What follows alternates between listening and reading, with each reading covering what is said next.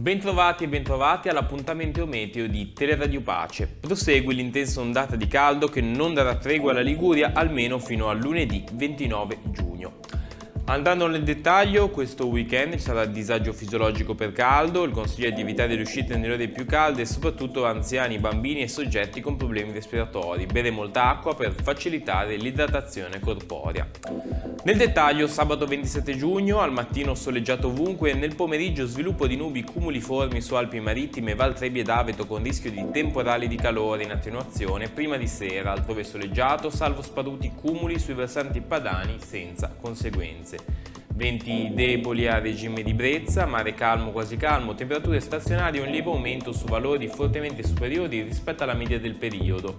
Per capirci, sulla costa dai 24 ai 35 gradi e all'interno dai 16 ai 37 gradi. Per quanto riguarda invece domenica 28 giugno, cielo sereno al mattino, temporali di calore sulle testate di Trebbia, Aveto e Alpi Liguri nel pomeriggio in attenuazione in serata, per il resto soleggiato, venti deboli o moderati da sud, mare quasi calmo o poco mosso e temperature stazionarie su valori ben al di sopra della media del periodo. Lunedì 29 giugno ancora disagio fisiologico per caldo, cieli sereni o poco nuvolosi in costa per l'intero periodo, mentre sarà presente instabilità pomeridiana su Alpi Liguri e le testate di Trebbia e Aveto.